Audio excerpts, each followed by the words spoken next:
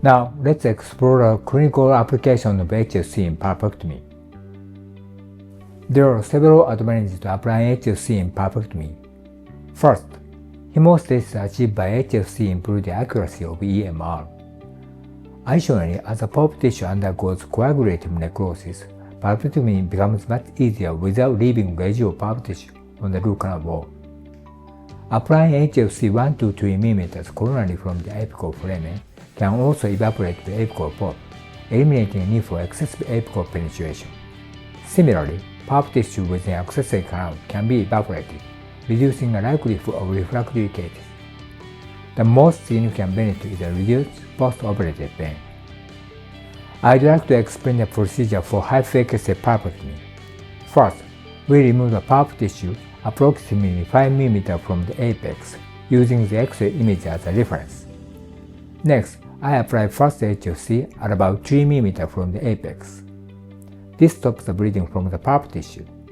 After measuring the root length, we perform second HFC precisely 1 mm from the apical foramen. The pulp tissue near the electrode and then the apical constriction and ramification is evaporated by the HFC. After that, I proceed with root canal preparation and putration. Let me show you the actual HFC procedure. After cutting the pulp tissue, we can see bleeding. I apply first HFC at about 3 mm from the apex.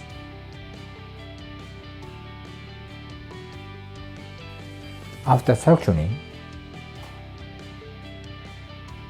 the coagulated pulp tissue turned gray and bleeding stopped. Then, I apply second HFC precisely 1 mm from the apical foramen.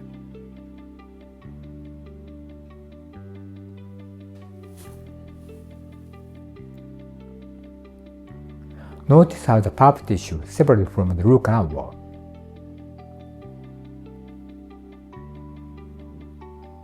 Afterward, I proceed with root canal preparation.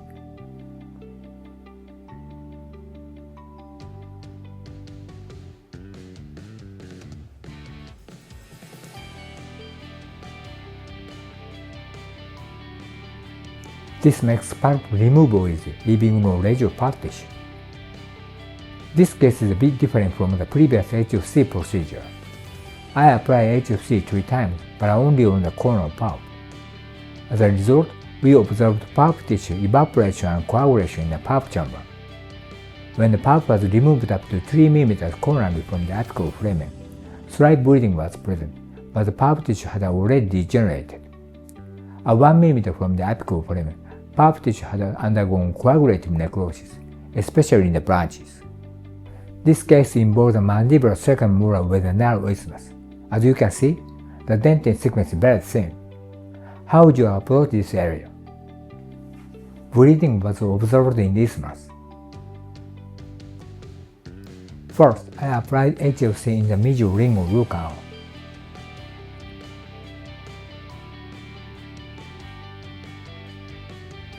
But the pulp tissue in the isthmus remained unchanged.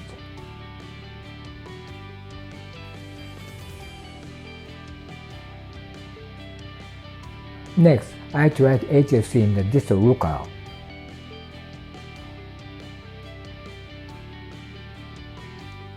This caused slight bleeding at the isthmus, but bleeding persisted. So, I decided to use my trump card, bipolar electrode.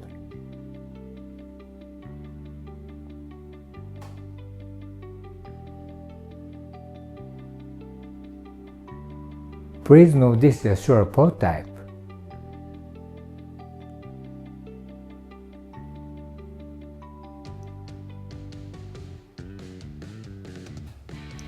After applying HFC with bipolar electrode, the pulp tissue in the isthmus transpired and bleeding stopped.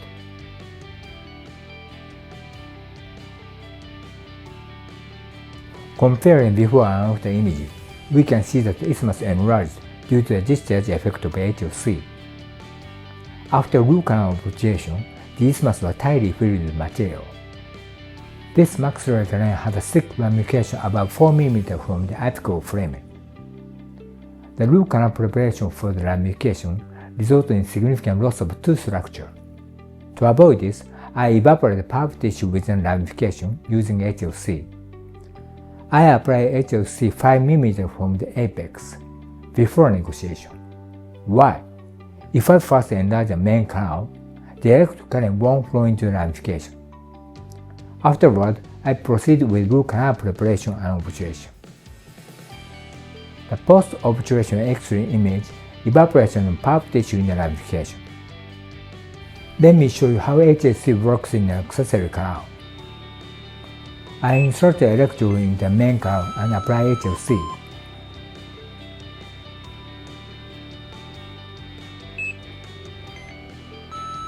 We observe discharge in the accessory canal, where thermal energy evaporates substance.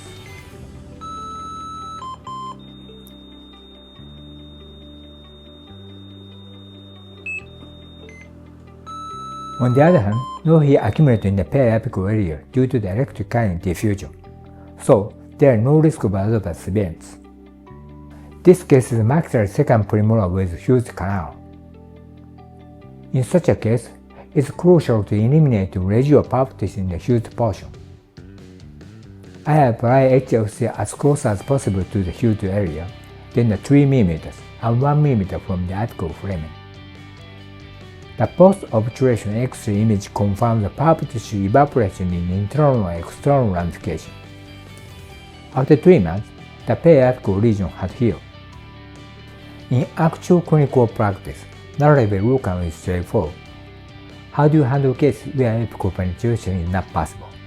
One approach is to spend a significant amount of time attempting penetration with small handfires. However, success is not guaranteed, and there is risk of transportation. In such cases, I believe that using HFC to vaporize and sterilize the pulp tissue followed by root canal film is a safer and more efficient approach. We apply HFC at the point where the electrode can reach, evaporating pulp tissue in the apical area, and then proceed with root canal film. This method is quite different from the so-called entomb, which confines the residual pulp tissue in terms of removing pulp tissue by heat. This case involves the mandibular second molar with a strongly curved root canal, making it difficult to reach the apical framing. I apply HFC at about 3 mm from the apex to evaporate the pulp tissue. As a result, the sealer flowed in the inaccessible root canal, confirming effective cleaning. The basic research supports that HFC evaporates the pulp tissue at the inaccessible root canal. This case is a replanted mandibular third molar. As you can see, the root canal is at right angle. Most dentists would probably find this pretty challenging, but all dentists can manage with Rule ZX3. Again, with Rule ZX3, you can enjoy these advantages in your treatment. Discover the power of the Rule ZX3 for yourself.